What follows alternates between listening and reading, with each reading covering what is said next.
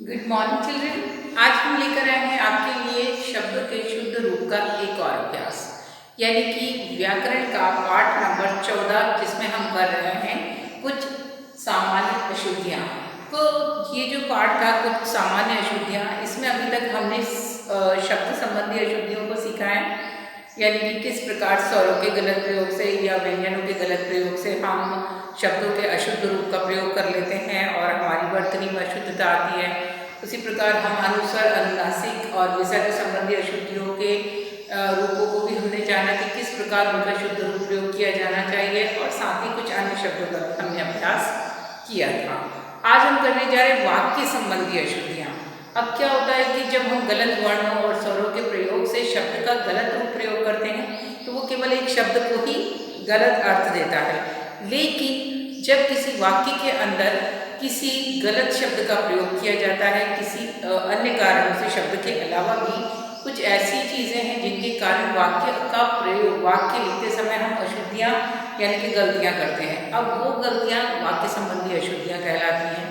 अब वाक्य लेखन के समय, वाक्य रचना के समय ये अशुद्धियाँ आती क्यों हैं? या तो हम लिखते समय गलत वचन का प्रयोग कर देते हैं शब्दों के, या गलत लिंग का प्रयोग करते हैं, या संज्ञा या सर्वनाम का प्रयोग करते समय उसमें कुछ गलतियाँ कर देते हैं। तो उन्हीं गलतियाँ यानी कि उन्हीं अशुद्धियों को हम जानेंगे कि वो कहाँ पर और किस प्रकार से होती हैं, ताकि उनको ध्यान रखते हुए हम अपने वाक्य रचना के समय उनका जो गलतियों को कम करें और शुद्ध रूप से वाक्य रचना कर सकें। तो सबसे पहले आज हम करने जा रहे हैं वाक्य में वचन संबंधी अशुद्धियाँ, क्योंकि वचन ऐसा होता है, एक वचन बहुवचन हम सब जानते हैं, एक वचन बहुवचन। अब क्या होता है कि एक वचन और बहुवचन हमें पता है, लेकिन जब हम वाक्य में लिखते हैं तो कई बार क्या करते हैं, एक साथ दो दो बहुवचनों को प्रयोग कर देते हैं। जैसे मैंने कई सारे मित्रों को बुलाया, कई सारे मित्र का मतलब या तो मैंने कई मित्रों को बुलाया है या सारे मित्रों को बुलाया है। कई भी बोल रहे हो, सारे भी बोल रहे हो, मित्रों भी बोल रहे हो, तो ये सारे ही बहुवचन रूप हैं। तो इस प्रकार से एक ही शब्द में जब हम वचन का प्रयोग करते हैं तो वो एक वचन और बहुवचन में कैसे अंतर करना है और वो वाक्य में किस प्रकार प्रयोग किया जाएगा, वो यहाँ पर करेंगे। तो ये अभ्यास आपको दिया गया है पेज क्रमांक 149 यानी कि 149। तो ये वाला जो अभ्यास है, यहाँ पर इन्होंने हमें कई सारे, कम से कम 18 के करीब अशुद्ध वाक्य दिए गए हैं इस पेज पर, और उनके शुद्ध रूपों को बताया है। और ये सारे ही जो शब्द हैं वो वचन संबंधी अशुद्धियों को दर्शाते हैं। जैसे कि पहला वाक्य दिया है, 10 आदमी के लिए रोटी बना है।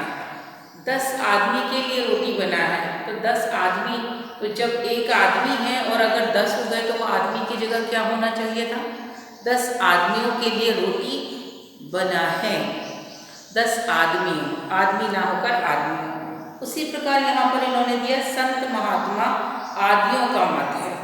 संत महात्मा आदि का मत है, क्योंकि संत महात्मा बोला है, वहाँ आदियों का मत है। तो आदि तो वो चाहे एक वचन हो, बहुवचन हो, आदि शब्द में वहाँ पर बहुवचन लगाने की आवश्यकता नहीं होती, तो ये गलत प्रयोग है।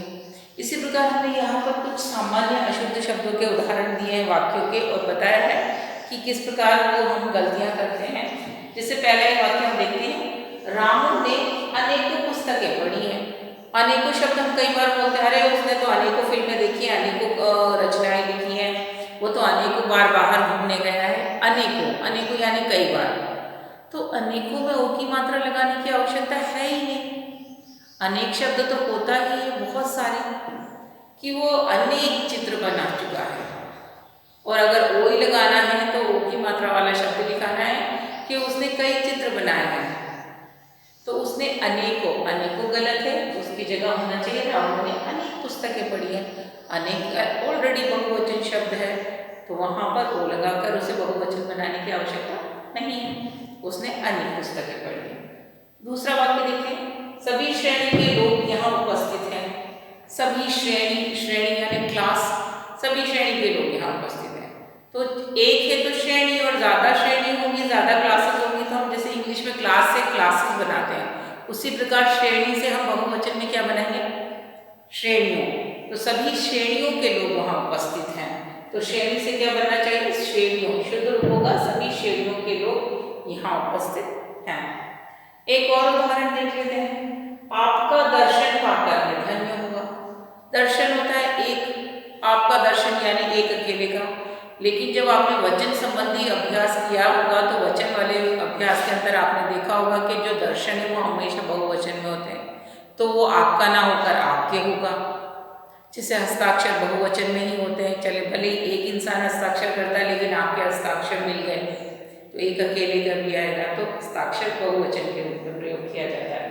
उसी प्रकार दर्शन भी बहुवचन का शब्द होता है, तो यहाँ पर हो जाएगा आपका दर्शन ना होकर होगा आपके दर्शन, क्योंकि दर्शन बहुवचन। आपके दर्शन पाकर मैं धन्य हो गया। तो यहाँ आपने देख लिया अनेकों का शुद्ध रूप होता है अनेक, श्रेणी का श्रेणियों, क्योंकि अगर ज्यादा है तो श्रेणियों, दर्शन बहुवचन में होता है इसीलिए आपके। इसी प्रकार कुछ और उदाहरण यहाँ पर भी दिए, जैसे मैंने बताया था आदियों बोला है तो आदियों ना बोलकर आदि होता है। फिर उन्होंने कहा तुम्हारी बात सुनते सुनते कान पक गया। अब एक कान तो पकेगा नहीं, आवाज तो दोनों कान में गई है, तो वहां पर कान पक गए। वहां पर कान दो है इसलिए गया ना होकर गए हो गया। फिर उन्होंने किया कहा है कि मुझे एक मोती की माला चाहिए, तो वहां पर मुझे एक मोती की माला चाहिए, तो अब एक मोती की माला होती है या मोतियों की एक माला चाहिए, तो वहां एक शब्द का प्रयोग गलत हुआ और मोती की जगह मोतियों, मुझे एक मोतियों की माला चाहिए। एक के बाद मोती ना लगाकर मोतियों, क्योंकि एक मोती की माला ना होकर ज्यादा मोतियों की होती है। फिर पिताजी आया है, ये तो शुद्ध सबसे ज्यादा आपको हमेशा हम सिखाते आते हैं कि जब भी बड़े कोई व्यक्ति होते हैं तो भले वो अकेले भी हों तो भी हम बहुवचन प्रयोग करते हैं। पिताजी आया है एक वचन है, लेकिन क्योंकि वो बड़े हैं इसीलिए हम उनको क्या बोलेंगे, पिताजी आए हैं। तो इस प्रकार से ये कुछ वचन संबंधी अशुद्धियाँ जिनका प्रयोग आपको वाक्य रचना के समय करना होगा और इनके प्रयोग से आपकी वर्तनी में शुद्धता आएगी। इसी प्रकार कुछ लिंग और संज्ञा सर्वनाम संबंधी अशुद्धियों के साथ वाक्य रचना के अभ्यास के साथ हम आपसे फिर मिलेंगे अगले मॉड्यूल में। तब तक के लिए टेक केयर।